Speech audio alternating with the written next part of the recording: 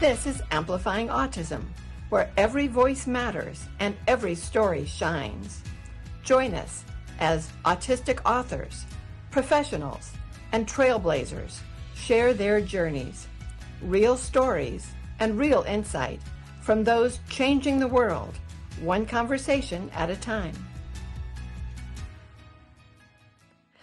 Are you a butterfly or a bear? In the social world of approach and avoidance, some people are more like butterflies, and some are more like bears. Butterflies don't stay home. They fly happily from one flower to the next. Social butterflies crave the connected feeling they get when they're with other people. This is just as true for autistic folk as for those in the neuroprivileged. Anyone might be a butterfly at heart. You might meet someone at a party and take a deep dive into a conversation. After a while, you might be attracted to another conversation and flutter over that way to see what they're talking about. Everyone at the party is fascinating to you, and you want to hear their story and tell them yours. At the end of the night, if you're autistic or introverted, you might be utterly exhausted, even though you enjoyed every minute.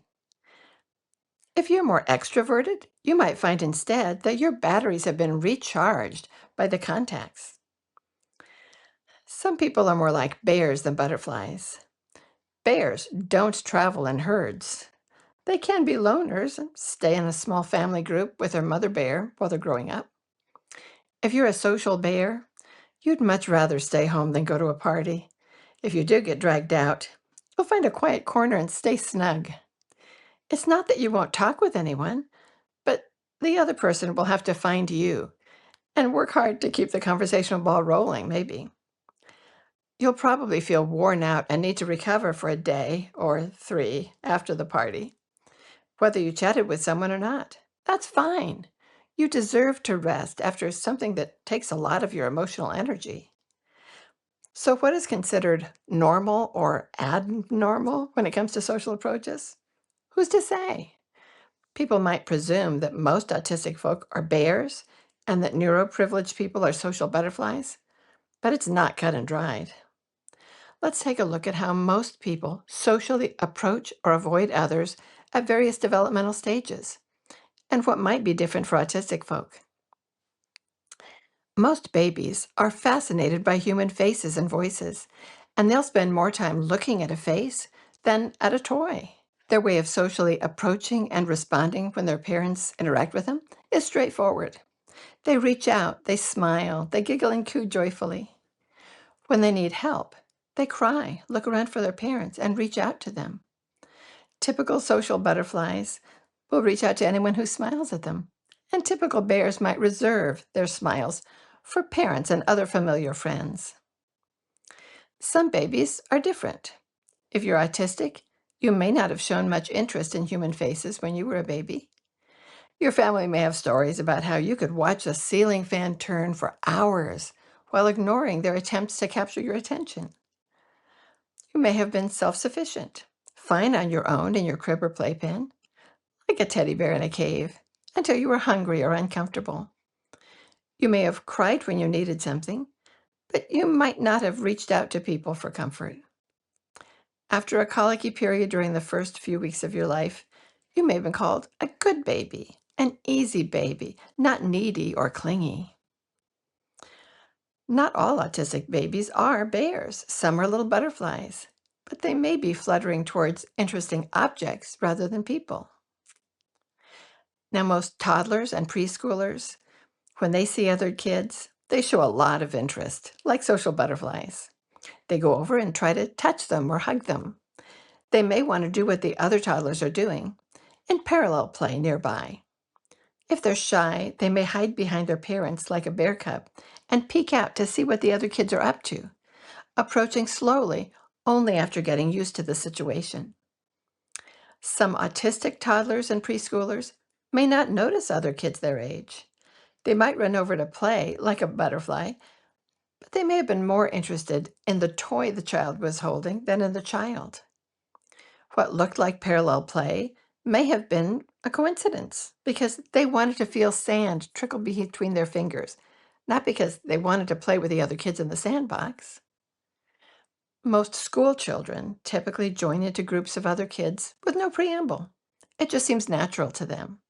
When the bell rings for recess, everybody runs out and starts playing together. At lunchtime or on the bus ride home, kids gravitate towards each other and become groups with no obvious rules for how to join the group. Many are natural butterflies. Others are contented bears who connect with one or two close friends rather than a large friend group. Some school children are different. If you're autistic, you may not have found it easy to approach other kids.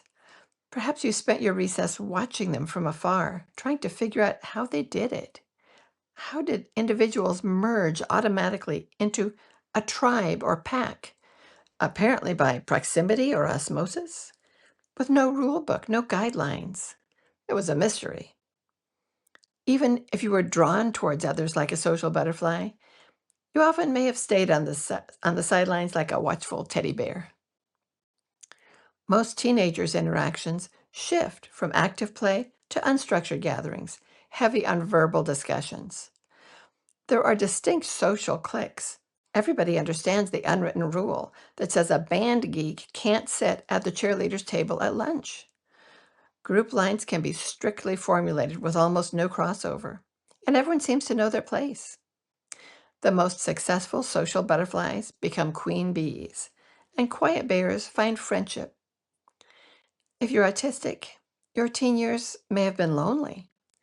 If you were lucky, you might have found yourself part of an automatic group based on your major electives or clubs, like the drama kids, the band kids, or the chess club members.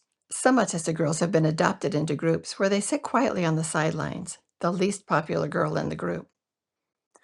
If you didn't have a group, though, it was almost impossible for you to approach and join one, or to ask someone to be your friend, or for a date. Bear behavior seems safer than risking rejection by trying to be a social butterfly in a confusing social quagmire. Most adults find that their workplaces are a lot like high school. There are cliques and groups that seem to speak their own language. Your break room may have a table where the in crowd eats lunch together.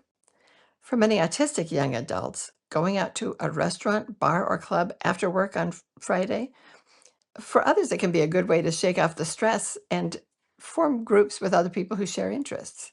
Social butterflies and bears can find their people there. But if you're autistic, you're probably exhausted at the end of the day. The idea of extending the stress into after hours, trying to follow the banter in a noisy bar just to get to know your colleagues, it's unthinkable. You may be content to eat lunch alone and go straight home after work, rather than trying to approach your colleagues socially. You may be lonely, but to actually ask someone out on a date is too fraught with potential embarrassment or heartache. Even if you have the inclination to be a social butterfly, you may not have the energy to try to start up the conversation, especially if you've been burned before. Going home and curling up like a bear with a favorite book or movie may be your preferred way to spend your evenings and weekends. What about you? Does any of this sound familiar? Whether you are more like a butterfly or a bear doesn't necessarily determine whether or not you're autistic. When you see someone approach others with no apparent effort and join in seamlessly, do you wonder, how do they do it? If you can relate to any of these descriptions for people who struggle with such social approach, you might have been autistic all along. Congratulations. Oh, one more thing. I'm not autistic, so I'm all about amplifying actual autistic voices. I have a few quotes to share with you. Krista, a business owner and a designer who was diagnosed at age 50, had this to say. By age 5 or 6, I knew I was different. I wasn't quite reading social situations the way others were. It started my educational masking. I worked hard to study social patterns. I could pass, but patterns have always been my special interest. I was always scanning for patterns, but it was tiring and it took a toll. Luke Campbell, autistic author of The Neurospicy Guide for Beginners, A Tiny Introduction to Neurodiversity, wrote this. Even as an adult, I sometimes find myself at a loss for words, as though my mind freezes. It can leave me feeling stuck and even helpless. It's not ideal for someone who already grapples with imposter syndrome.